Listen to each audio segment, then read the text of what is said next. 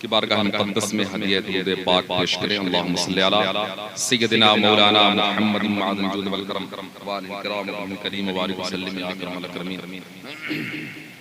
इमाम अहले सुन्नत सय्यदी सरकार आला हज़रत आकाए नेमत दरियाए रहमत कंजुल करामत जबलुल इस्तिक़ामत आयतुम मिन आयातिल्लाह मौजज़तुम मिन मौजज़ाति रसूलिल्लाह सय्यदुना इमाम अहमद रज़ा खान फाज़िल बरेलवी रज़ी अल्लाह तआला अन्हु वरज़ाहु अन्ना फरमाते हैं,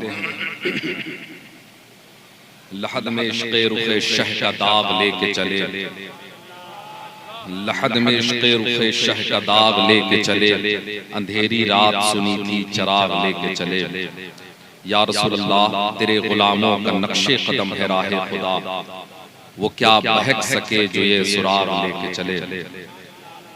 और जिना बनेगी मुहिब्बान चार यार की कब्र, जिना बनेगी मुहिब्बान चार यार की कब्र, जो अपने सीना में ये चार बाग लेके चले।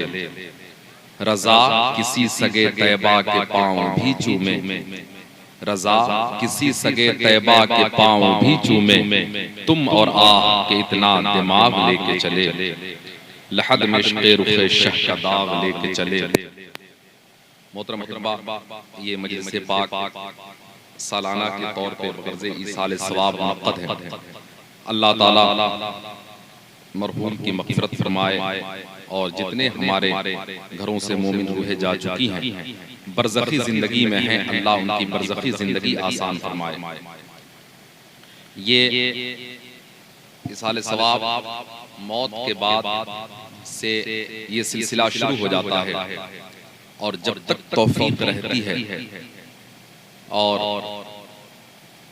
जहाँ तक हो सकता है अहले हक अपने अपने एतबार से अपनी इस्तिताअत के मुताबिक अपने घर वालों के लिए ईसाल सवाब की मजलिसें करते रहते हैं और दुआ करें कि अल्लाह हमारी नस्लों में ऐसे लोगों को रखे जो हमारे बाद ईसाल सवाब की मजलिसें करते रहे।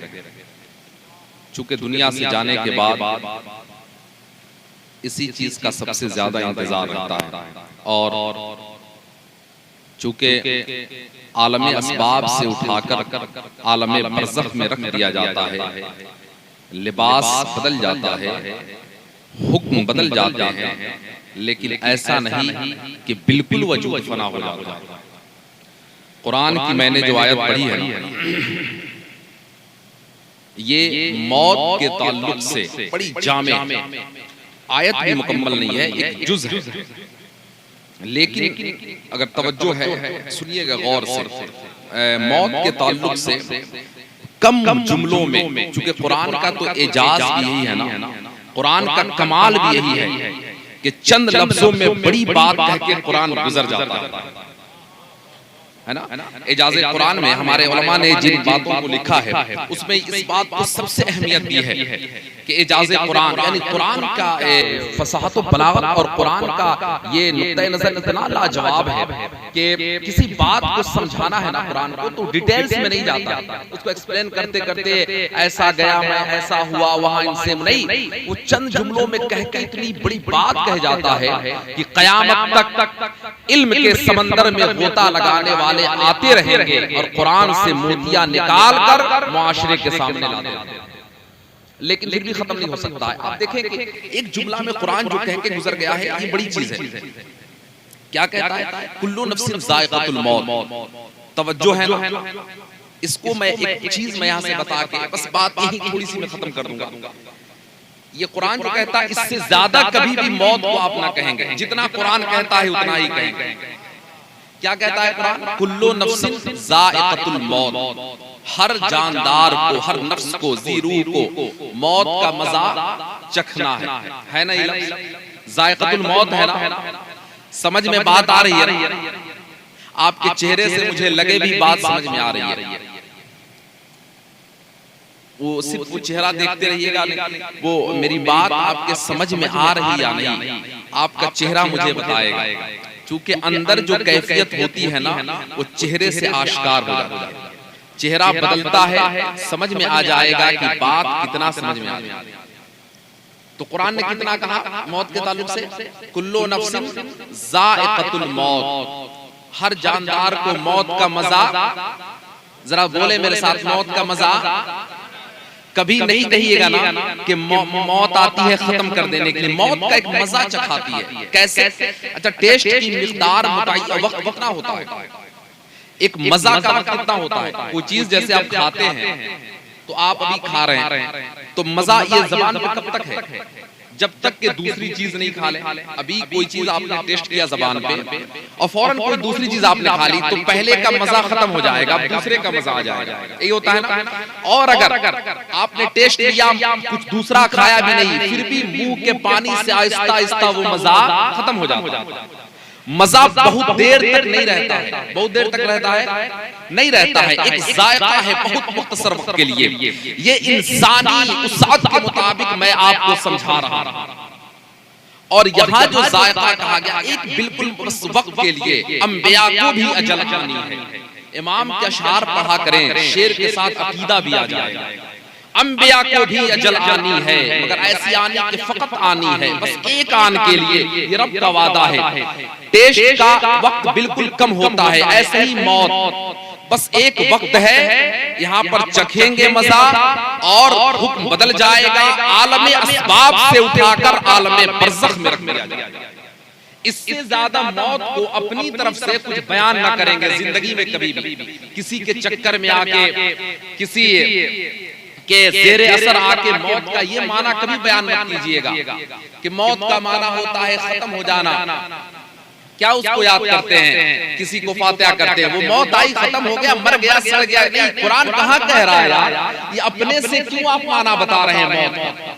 ये आपका जुल्म है, ये कुरान की ज्यादती है जो मौत का माना आपको तय्यन कर रहे हैं। कुरान जब कहता है कि बस मौत का मजा चखना है, कहीं पूरा कुरान पढ़ डाले, हदीसे मुस्तफा को पूरा उठाकर देख, कहीं पर ये माना नहीं बयान हुआ कि मौत आती है, फना करती है, खत्म करती है, मिटा देती है, कुछ नहीं होने वाला, ऐसा कहीं नहीं।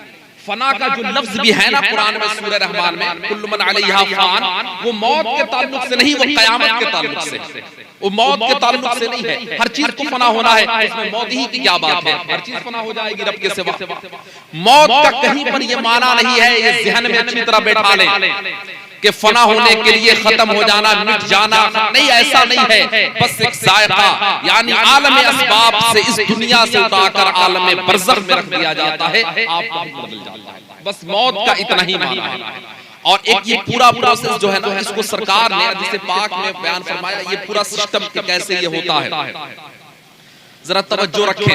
एक दो बात हदीस पाक से मैं अर्ज करूं कि इस पूरे सिस्टम को नबी ने कैसे बयान फरमाया कि वो एक सूरत होती है, एक कैफियत होती है जो मरने वाले को खबर हो जाती है मौत आने वाली है, लेकिन उसकी जबान पर ताले हैं, वो बता नहीं सकता है कि मौत मुझे आ रही है। लेकिन कभी कभी आप देखते होंगे कि मरने वाला कुछ ऐसी बातें करता है कि उसके मौत के बाद हम कहते हैं कि यार वो ऐसा कह रहा था, पता ना उसको क्या समझ में आ रहा था, लेकिन वो कह नहीं सकता है कि मैं मरने जा रहा हूं। उसे खुद भी चूंकि वो एहसास तो होता है, लेकिन उसकी मारिफत उसे नहीं होती है। वो अल्लाह वालों की शान है जिनकी मारिफत हो जाती है, उनका वक्त भी उन्हें मालूम हो जाता है, लेकिन आम लोगों को मालूम नहीं होता है। ऐसा लगता है उनकी जबान से कुछ ऐसी बातें अदा हो जाती है जिससे आप दुनिया वाले समझते हैं कि यार ये पहले ये कह रहा था, क्या मालूम है कि मर ही जाएगा। अच्छा, आप एक चीज और देखते होंगे, कोई बहुत सख्त बीमार है, डॉक्टरों ने उसे लाइलाज करार दे दिया कि अब ले जाएं, इसकी खिदमत करें घर पे। घर पे आप लाते हैं, खिदमत करते हैं, लेकिन मौत से पहले पहले उसकी सेहत ठीक हो जाती है। ये आपने देखा है ना, ये हदीस के मुताबिक है। सरकार फरमाते हैं कि उसकी मारिफत होने लगती है, फरिश्तों की आमद होती है, वो देखने लगता है, लेकिन बताने की ताकत उसमें नहीं होती है, वो कह नहीं सकता है। आप क्या कहते हैं अपनी जबान में, यार ये बहुत अच्छा हो रहा है, अब ये बोल रहा है, अब ये खा रहा है, जो अभी कुछ दिन पहले खाने की ताकत भी नहीं थी, उसमें बोलने की इस्तेताअत भी नहीं थी, अब तो ये सब कुछ कर ले रहा है। जैसे तबीयत ठीक होने का अंदाजा आप लगाते हैं, ऐन उसी वक्त उसकी रूह कब्ज कर ली जाती है। होता है ना, ये मुआशरे में आपने देखा होगा, ये बारहा ऐसा होता है कि तबीयत बहुत ज्यादा खराब है लेकिन ठीक होने लगे, यानी मौत की मारिफत उसकी तैयारी चल रही है, उसका पूरा प्रोसेस है। अब जरा ये सुन लें, फिर मैं आता हूं दूसरे बात की तरफ। नबी फरमाते हैं कि फरिश्ते आते हैं, एक सिलसिला हो जाता है, इसकी रूह को उठाकर ले जाकर अर्श आज़म के, पूरा तरीका है कैसे पहले आसमान पर, दूसरे पर अर्श आज़म के नीचे सजदा रेज़ होती है, रूह फिर वापस आती है। लेकिन इन तमाम मरहलों से गुजरने के बाद जब कब्र की जिंदगी में, बरज़खी जिंदगी में बंदा रख दिया गया, अब वहां से वो जिस्मो जिस्मानियात के साथ दुनिया में नहीं आ सकता है। वो अपने घर वालों को आकर कुछ अपनी बातें नहीं बता सकता है। मैं जिस बात को बयान करने के लिए इस मौजू को मैंने उठाया है, जरा आप तवज्जो करेंगे। इतनी सारी बातें हैं, लेकिन वो रूहें आती हैं घर पे, वो कहती हैं कुछ, लेकिन आप सुन नहीं सकते हैं, आप उन्हें समझ नहीं पाते हैं। एक बुजुर्ग से किसी ने पूछा कि हुजूर बात क्या है, कि हदीस पाक में तो फरमाया गया कि रूहें घर पे आती हैं और रूहें अपनी जबान में कहती हैं घर वालों से। क्या कहती हैं? कि मेरे घर वालों, मेरी विरासत पे पलने वालों, मेरे लिए कुछ करो, मैं बड़ा लाचार हूं, मुझे कुछ चाहिए, यानी इसाले सवाब करो। तो वो लोग सुन नहीं पाते हैं। उस बुजुर्ग से पूछा किसी शख्स ने कि हुजूर सुन क्यों नहीं पाते हैं? तो हजरत ने फरमाया कि आप सुन इसलिए नहीं पाते हैं कि हमारे समाअत पर गुनाहों के पर्दे पड़े हुए हैं, हम देख नहीं पाते हैं, बसारत पर गुनाहों के पर्दे हैं, इसलिए हमें वो नजर नहीं आता है। लेकिन रूहें आती है घर पे, वो फरियाद करती हैं। और अगर मामला अच्छा रहा ना, उनके साले सवाब की मजलिसें होती रही ना, तो कब्र वाले जिंदों के लिए दुआएं करते हैं। और मशाइख फरमाते हैं कि अगर तुम्हें मामले घेर ले, एक बहुत बड़ा वजीफा मैं आपको बता रहा हूं, हज़रत शाह वलीउल्लाह मुहद्दिस देलवी बहुत बड़े आलिम रब्बानी गुजरे हैं, जिनके तकरीबन 4-5 नस्लों तक, जिनके खानदान में बड़े आलिम, अल्लाह शाह अब्दुल अजीज मुहद्दिस देलवी, शाह रफीउद्दीन मुहद्दिस देलवी, बड़े मशाइख गुजरे हैं। शाह वलीउल्लाह फरमाते हैं इज़ा तहय्यरतुम फस्तईनु बिअहलिल क़ुबूर, कि जब अपने मामले में परेशान हो जाओ ना, तो कब्र वालों से मदद मांगो। ये शाह साहब ने फरमाया, ये मुतलक रखा यहाँ पर, कब्र वालों से मदद मांगो। ये नहीं फरमाया कि सिर्फ बुजुर्गों की कब्र पर। अगर बच्चा वालिदैन की कब्र पे जाके दुआएं करता है ना, उनके हक में दुआ करता है अल्लाह इन्हें बख्श दे, तो उसकी बख्शिश भी हो जाती है। ये बात मैं क्यों कह रहा हूँ? ये सरकार की बात है, ये हुजूर ने फरमाया कि हर जुमे को वालिदैन की कब्र पर हाजिर होने वाले बेटे को बख्श दिया जाता है, उस औलाद को बख्श दिया जाता है। और क्या फरमाया सरकार ने? गुफिर लहू, उसको बख्श दिया जाता है, कुतिबा बर्रा, और उससे अबरार में लिख दिया जाता है। कब्र वालों को भी बख्शा गया, कब्र पे हाजिर होने वाले बेटे को भी बख्श दिया गया। और कब्र पे हाजिर होकर अगर दुआएं करके कब्र वालों से आप कहें कि मैं फला मामले में परेशान चल रहा हूं, आप हमारे लिए दुआ कर दे, कब्र वाले अगर जिंदों के लिए दुआ कर दे तो उनकी दुआ रद्द नहीं होती है, उनकी दुआ कबूल कर ली जाती है। लेकिन ये सिस्टम, ये निजाम समझेंगे कैसे आप? ये आप रोजाना आंखों से देखते हैं, आप देख रहे हैं, अपने कांधे पर लेकर जनाजे को चलते हैं, आप दफन करके आते हैं, उतने देर तो बड़ी कैफियत आप पे बेदार रहती है, लेकिन आने के बाद फिर आप इसी दुनिया में हैं, फिर वही रंगीनी दुनिया आपको नजर, फिर उसी मामले में, फिर वही पैसों की तिजारतों का सिलसिला, फिर वही बिल्डिंगें कैसे बन जाए, मकानात कैसे, सब करें, जायज हर चीज करें, आपके लिए इजाजत है, शरीयत मना नहीं करती है। 24 घंटे में 24 मिनट तो ऐसा निकालें रब की बारगाह में, ये कहें तो अपने दिल से, कोई जरूरी नहीं कि वो जुमले अदा भी आप कर लें। आपको जुमले नहीं आते हैं रब की बारगाह में अदा करने के, अच्छे जुमले, अच्छी दुआएं याद नहीं है, वो मुरस्सा मुकफ्फा अल्फाज नहीं आते आपको, दिल आपका झुक जाए, मौला मुझे बहुत कुछ तूने दिया है, मैं तेरी बारगाह में हाजिर होने का तरीका भी नहीं जानता हूँ, मुझे कुछ पढ़ना भी नहीं आता है, लेकिन बड़े इनामात किए ना, अपने फजल से हमारे वालिदैन को बख्श दे, मुझे भी बख्श दे। अगर दिल झुक जाए ना रब की बारगाह में, तो अल्लाह तो 70 माओं से ज्यादा मेहरबान है। ये तो दुनिया में समझाया जाता है यार, वरना 70 करोड़ माओं से ज्यादा मेहरबान है। अगर मेहरबान नहीं होता ना, तो हमें रिस्क का कोई हिस्सा हमें मिलता नहीं। हमारे जो अमाल है ना, हमारे खमीर और ज़मीर की जो बुनियाद, उससे जो हम हट गए हैं ना, हमें रिस्क का हिस्सा भी हमें नहीं मिलता। लेकिन अल्लाह की मेहरबानी है ना, इतना कुछ दे रहा है। कभी आप इन एहसानात को याद करके उसकी बारगाह में दुआ करके देखें, आप वालिदैन के लिए दुआ करें, ये सब के लिए नबी ने बशारत दी है, ये सब के लिए दुआएं कबूल होती हैं। और अपने मामले भी आप रखें, अल्लाह आसान फरमाएगा। लेकिन मौत के ताल्लुक से जो एक खाका ज़हन में होना चाहिए ना, वो खाका ज़हन में होता नहीं है इंसान का। वो बस आज का इंसान तो बस ये समझता है कि हम दुनिया में आ गए हैं, अब हमें मरना नहीं है। अब हमें मरना नहीं, हालांकि मौत रोजाना वो देखता है, मुर्दों को दफन करता है, लेकिन उसे ये बहुत ज्यादा एहसास इसका नहीं होता। अगर एहसास इसका हो जाए ना तो 24 घंटे में 24 मिनट अगर ऐसा निकाल ले कि वो बैठकर वो कभी बिस्तर पे जाए, गौर करे हमें आए कहां से हैं, हमें जाना कहां है, हमारा हिसाब किताब लिया जाएगा, ये अगर अंदाजा से करे ना रब की बारगाह में दिल झुक जाए ना तो अल्लाह गफूर रहीम है, वो बख्शने वाला है। और एक बात याद रखें, आपको कुछ नहीं आता है ना, ऐसा नहीं। अब इसाले सवाब की मजलिस हो रही है मास्टर साहब के लिए, तो क्या मतलब इसाले सवाब करने वाले उनके दुनिया में हैं, उनके इसाले सवाब की मजलिसें हो रही है, उनकी बख्शिश होगी इसकी बरकतें से। उलमाए रब्बानीन का काफिला आया है, यकीनन बरकत होगी। लेकिन मैं बता दूं अपने रब की रहमतें, दुनिया में जिसका कोई नहीं है, जिसका बख्शने वाला कोई नहीं है, जिसका फातिहा पढ़ने वाला कोई नहीं है, जिसकी कब्र पे हाजिर होने वाला कोई नहीं है, जो कोई मर गया उसको तदफीन करने वाला भी कोई नहीं है। हमारा रब तो इतना करीम है कि रब की रहमतें तो उसके लिए भी है। अल्लाह ताला बगैर यानी साले सवाब की मजलिसें किए बगैर भी अल्लाह उसे बख्शना जानता है। अरे जिसके लिए मजलिसें हो रही है उसका भी वही रब है, और जिसकी मगफिरत की दुआ करने वाला दुनिया में कोई नहीं है उसका भी रब वही है ना। अगर ये इत्तेकाद बंदे को आ जाए ना, अगर इतनी कैफियत से बंदा मुतवज्जा हो जाए ना अपने रब की तरफ, उसके गुनाह जितने भी बड़े हों अगर झुक जाए ना, क्या कहता है कुरान, मतान हसना, अच्छी जिंदगी जिलाएगा। इस्तिगफार करो, रब की बारगाह में दिल झुक जाए, गुनाहों से तौबा करो तो अच्छी जिंदगी जिलाएगा। अच्छी जिंदगी में क्या है आप जानते हैं ना, इमारत भी अच्छी जिंदगी में है, दौलत भी अच्छी जिंदगी में है, औलाद भी अच्छी जिंदगी में है ना, सेहत भी अच्छी जिंदगी में है। अल्लाह फरमाता है मतान हसना, वो अच्छी जिंदगी हम तुम्हें जिलाएंगे। इस्तिगफार करो, हमारी बारगाह में आओ तो सही, इन बातों की मारिफत तो करो।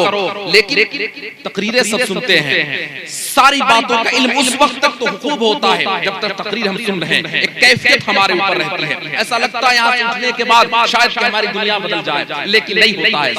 यहाँ से उठने के बाद तो फिर हम उसी दुनिया में मगन हैं, ऐसा नहीं है। मैं नहीं कहता हूँ आप बहुत ज्यादा दूर हो गए हैं जमाने रिसालत से, 14 सदियां गुजर गई, भलाई उतनी आ भी नहीं सकती है, हमारे तकरीर से इनकलाब हो भी नहीं सकता है, ये मैं जानता हूँ। 14 सदियां गुजर गई हैं और ये जमाना मुस्तफा के कदमों से जितना दूर जाएगा, इस जमाने में भलाइयां कम होती जाएंगी और बुराइयां बढ़ती जाएंगी। जमाने रिसालत से जमाना दूर होता जा रहा है, भलाइयां कम होंगी, लेकिन कुछ भी तो वक्त निकाले, कुछ भी तो एहसास हो, कुछ भी तो तवज्जो हो इसकी तरफ कि हमें दुनिया से हम आए हैं, जिनकी सारे सवाब कल हमारे लिए मजलिसें होंगी, हमें भी इस समत जाना है, इस रास्ते से जाना है। अगर हमने एहसास कर लिया ना, एक एक दिन अगर एहसास किया, इस्तिगफार किया, तौबा करते रहे ना, अपने बच्चों को बताते रहे, अपनी फैमिली में अपने नस्लों को, बेटा ये साले सवाब ऐसे होता है, ये मजलिसें हमें उठा। लेकिन नहीं, हमारे यहाँ तो चूंकि एक माहौल चल पड़ा है, वो किराए पर माशाअल्लाह माशाअल्लाह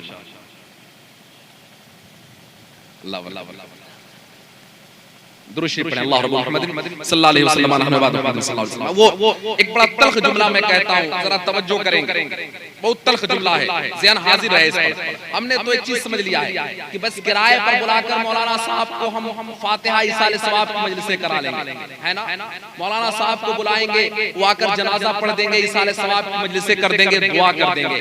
यार यकीनन इसकी बरकतें होती हैं, यकीनन बरकतें होती हैं, लेकिन जब बेटा, जब घर वाले जब कब्र पे खड़े होते हैं ना, जब दुआ करते हैं उसकी कैफियत अलग होती है। नबी ने ये क्यों फरमाया कि हर जुमे को वालिदैन की कब्र पर हाजिर होने वाले बेटे को रब बख्श देता है। यकीनन हजरत की दुआ कबूल होगी, मौलाना साहब पढ़ेंगे दुआ कबूल होगी, बरकतें होंगी, उनकी बख्शिश होगी। लेकिन ये निजाम क्यों दिया गया, ये सिस्टम क्यों दिया गया? अपने घर वाले आप पढ़ना जानते हैं, आप पढ़ें, आप इसाले सवाब करें, और इसके लिए कोई वक्त नहीं है कि आप एक मजलिस करके आप इंतजाम करके आप बैठे, ऐसा नहीं है। बल्कि अगर सिर्फ आप नमाज पढ़ रहे हैं, वहां आपने सूरह फातिहा की तिलावत कर दी, सूरह इखलास आपने पढ़ ली, वहां दुआ के लिए आपने हाथ उठाया ना, रब की बारगाह में दुआ करेंगे, अल्लाह दुआओं को सुनने वाला।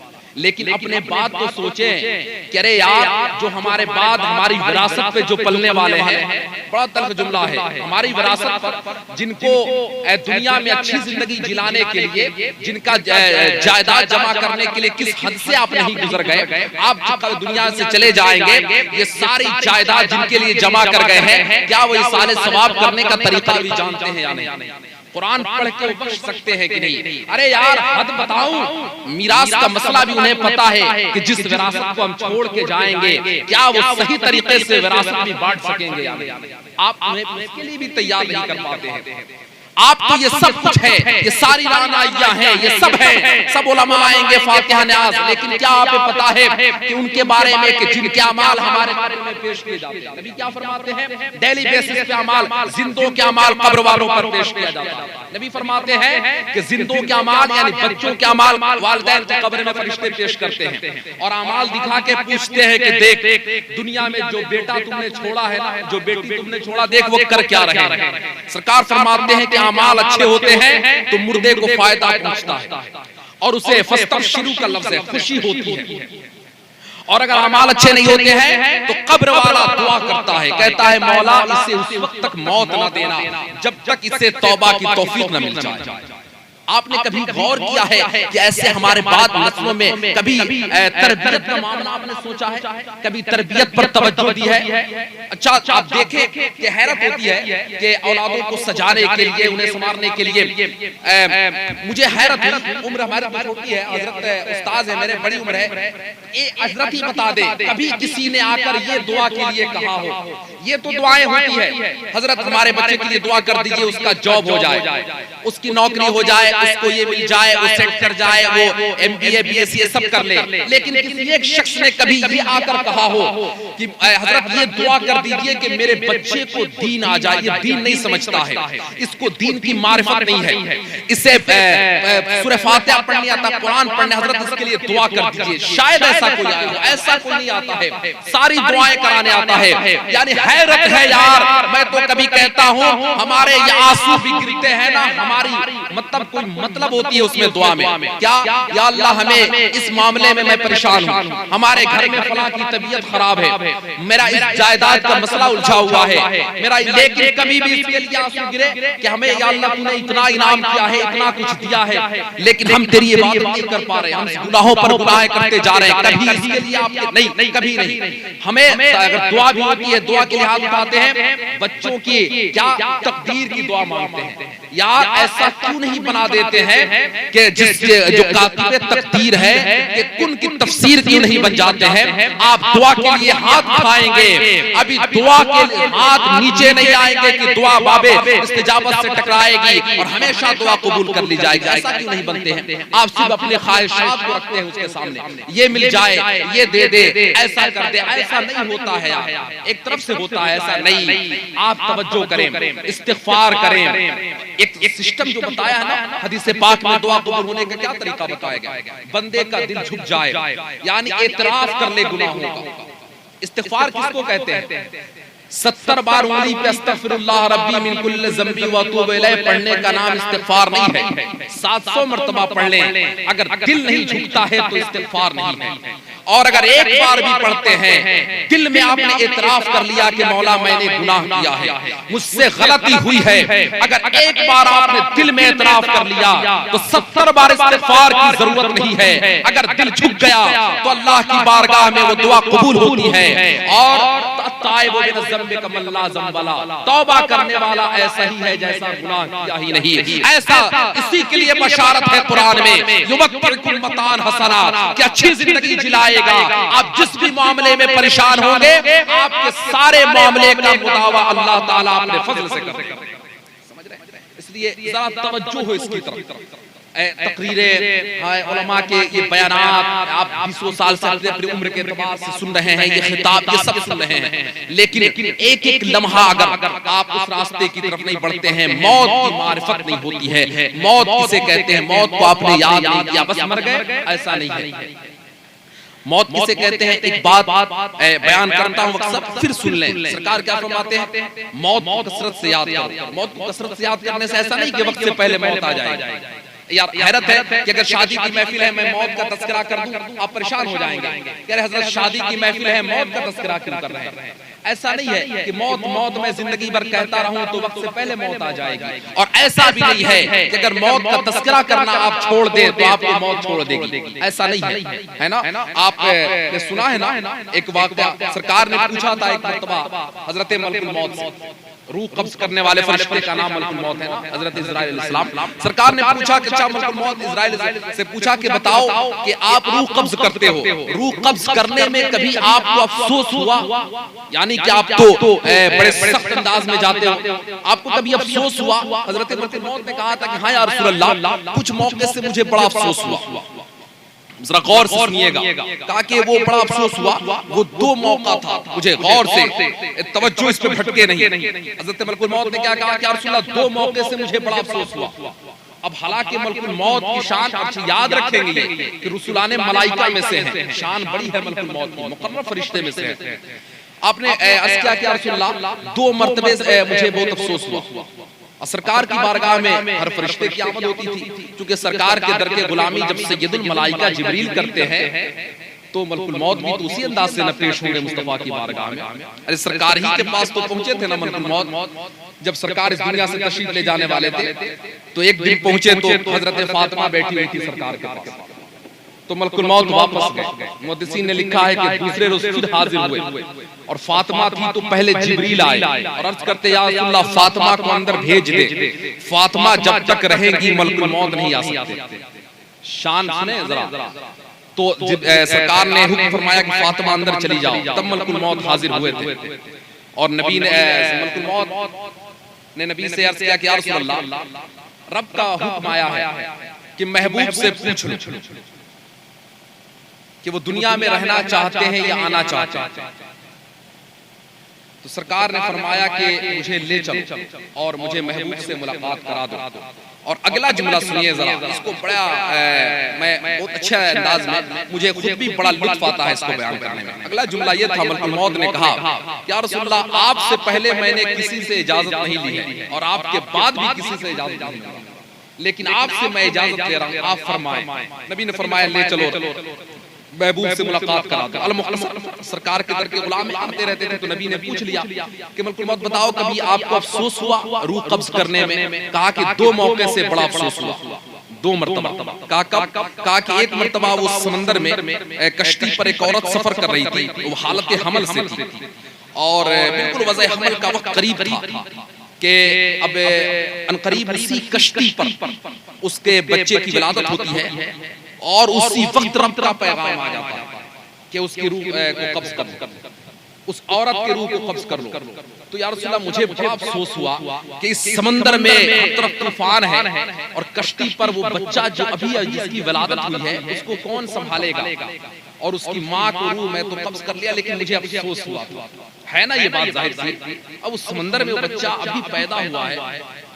सरकार ने फरमाया दूसरे मौके से, मलकुल मौत ने कहा कि या रसूल अल्लाह, दूसरा मौका वो था कि जब शद्दाद जन्नत बना लिया और जन्नत बनाकर अब चला था जन्नत देखने के लिए, रास्ते में बिल्कुल करीब पहुंचा था, रब का पैगाम आ गया कि जन्नत में दाखिला नहीं होना चाहिए उसका। तो मैं जब पहुंचा तो उसने कहा कि थोड़ी सी मोहलत मुझे दे दो। मलकुल मौत ने कहा कि तुझे तो घोड़े से भी नीचे नहीं उतरने दूंगा, इसलिए कि रब का पैगाम आ चुका। तो हज़रत मलकुल मौत ने कहा कि या रसूल अल्लाह, दो मौके से मुझे बड़ा अफसोस हुआ।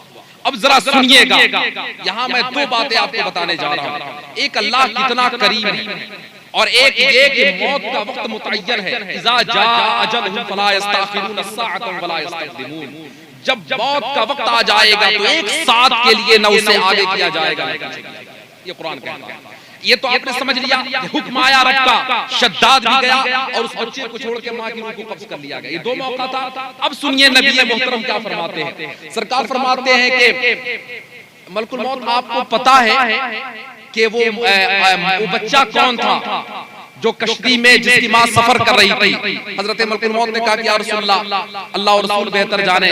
सरकार फरमाते हैं कि वो बच्चा यही शद्दाद था और इसी की माँ सफर कर रही थी समंदर में। अब बताओ कि समंदर के थपेड़ों में जिसकी माँ छोड़ के अभी बच्चे को मर जाए, अल्लाह उसकी परवरिश करके और दुनिया का बादशाह बनाता है ना। ये रब की रहमत है। आप इसीलिए मैं कहता हूं कभी भी जालिम कुव्वतों से या दुनिया में कोई आपका मुकाबला करे उससे घबराना मत। यार समंदर के बीच में जिसकी माँ छोड़ के मर जाए, अभी पैदा हुआ बच्चा वो मर जाए माँ, उसको भी अल्लाह ताला इतनी रहमतें करता है कि शद्दाद को पूरी दुनिया पे कंट्रोल दिया था। बैक वक्त पूरी दुनिया पर इसकी हुकूमत याद रखेंगे। अब बताएं अल्लाह उसे इतना बड़ा बादशाह बनाता है, ये रब की रहमतें हैं। लेकिन मरदूद इतना हो गया कि रब ने इतना परवरिश भी की और हुकूमत भी अता कर दी और रब के मुकाबले पे जन्नत बनाने चला। अब बताएं रब की रहमतें आप देख ले एक तरफ, और अब रब के मुकाबले पे वो जन्नत बनाने चला है। अल्लाह ने फरमाया कि जन्नत में दाखिला नहीं हो उससे पहले उसे लेकर आओ। तो वक्त भी मुतय्यन था, उससे पहले उसे लेकर हजरत मलकुल मौत चले गए। अब मुझे बताएं कि दुनिया में जितनी भी जालिम कुव्वतें हैं कोई आपका कुछ बिगाड़ नहीं सकता है अगर रब की रहमतें हों।